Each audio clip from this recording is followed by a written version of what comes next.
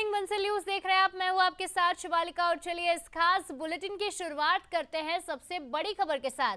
महाराष्ट्र विधानसभा चुनाव के लिए आज मतदान होना है और इस सिंगल फेज में तमाम 288 विधानसभा सीटों के लिए आज वोटिंग होनी है। तो सुबह 7 बजे से ही शाम 6 बजे तक मतदान होगा और बीजेपी 149 तो वहीं कांग्रेस 101 सीटों पर चुनाव लड़ रही है। झारखंड में दूसरे और आखिरी चरण का चुनाव आज होना है और बात करें महाराष्ट्र की तो शिवसेना और एनसीपी में असली नकली की परीक्षा होगी। एक तरह से दोनों ही गठबंधनों की अग्नि परीक्षा इसे कहा जा रहा है, क्योंकि असली और नकली की पहचान, असली और नकली कौन है, ये तय हो जाएगा इस चुनाव के बाद। तो महाराष्ट्र में 288 सीटों पर मतदान होंगे। 4136 प्रत्याशियों की किस्मत दांव पर है और ये तस्वीरें आप देख पा रहे हैं। एनसीपी नेता अजीत पवार आपको दिखाई दे रहे हैं, वो वोट डालने के लिए अपने परिवार के साथ पहुंचे।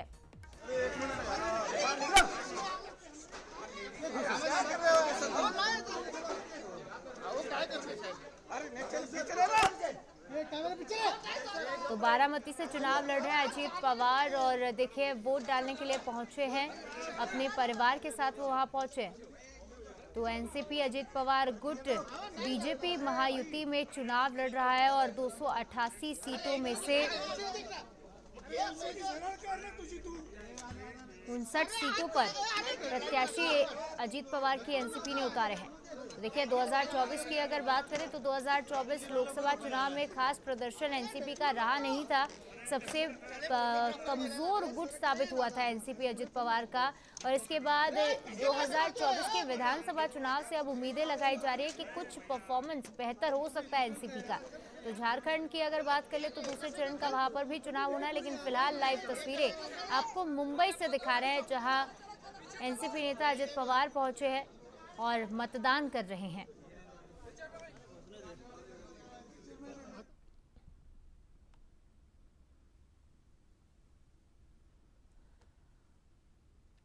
तो आपको लाइव तस्वीरें भी दिखा रहे हैं। पोलिंग बूथों से बड़े दिग्गज नेता वोट डालने के लिए पहुंच रहे हैं और अपने मतदान का उपयोग कर रहे हैं। तो आपको बता दें महाराष्ट्र में 149 सीटों पर बीजेपी, 81 सीटों पर शिवसेना शिंदे गुट, साथ ही 59 सीटों पर एनसीपी चुनाव लड़ रही है। तो 6 सीटों पर अन्य पार्टियां। लाइव तस्वीरें आपको नागपुर की दिखा रहे। देखिए आरएसएस प्रमुख मोहन भागवत भी अपने मतदान के अधिकार का इस्तेमाल करने के लिए पोलिंग बूथ पर पहुंचे हैं। तो अब तस्वीरें आने की शुरुआत हो चुकी है। 7 बजे से मतदान की शुरुआत होगी और लंबी कतारें लगाकर तमाम मतदाता पहुंचे हैं और ईवीएम में आज प्रत्याशियों की किस्मत कैद होगी। तो 4136 प्रत्याशी महाराष्ट्र में मैदान में हैं और लाइव तस्वीरें आपको महाराष्ट्र से दिखा रहे हैं।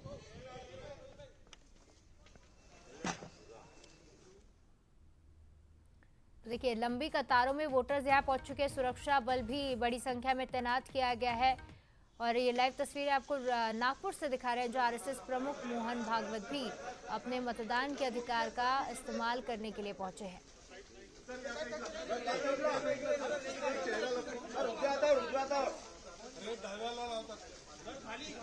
थोड़ा बाजूला सर, थोड़ा बाजूला सर, थोड़ा इकडे, हाँ थोड़ा खाली चेहरा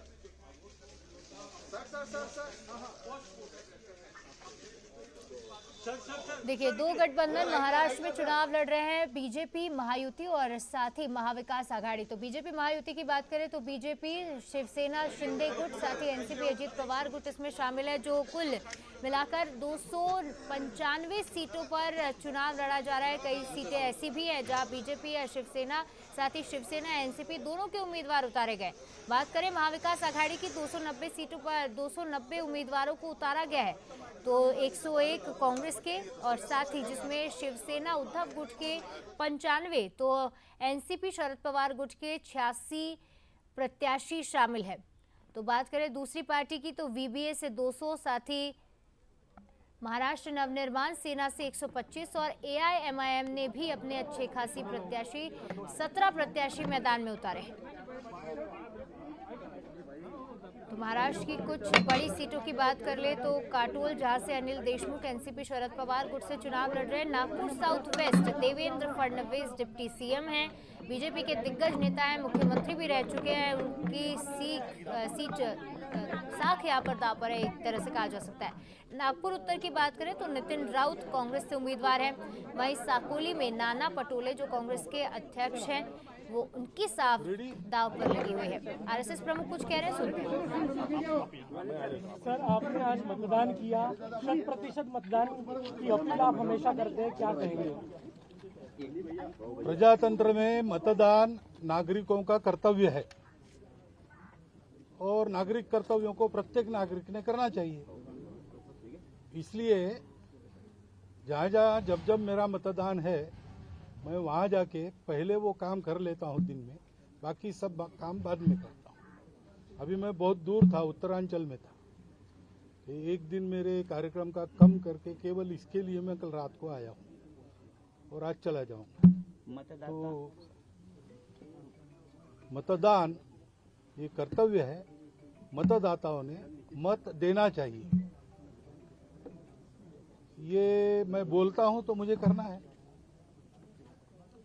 पिछले कुछ सालों में राजनीति का जो स्तर है वो गिरा है, इस वजह से लोग मतदान कम कर रहे हैं। ये आज के दिन नहीं पूछना, बाद में।